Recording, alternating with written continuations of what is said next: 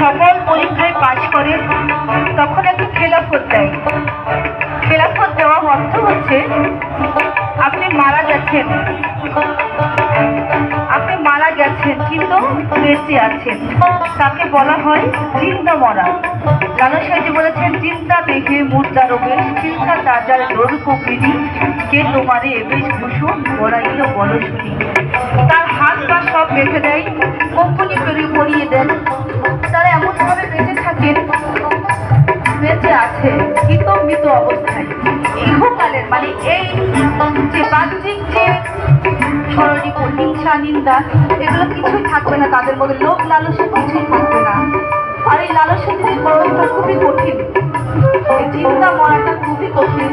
যখন গুরু সকল পরীক্ষায় উত্তীর্ণ হয় তখনই গুরু তাকে এই চিন্তা মরার প্রসাদ দেন। আর গুরুর কাছে গেলে আপনাকে 16 কলা যে পৃথিবীতে এসেছেন সব ওই গুরুর পায়ে উৎসর্গ করতে হবে, তাহলে আপনার কোনো ভজন সাধন কিছুই হবে না। যদি মুখে গলদ থাকে, তাহলে মনে গলদ থাকে, তাহলে কোনো ধর্মই হবে না।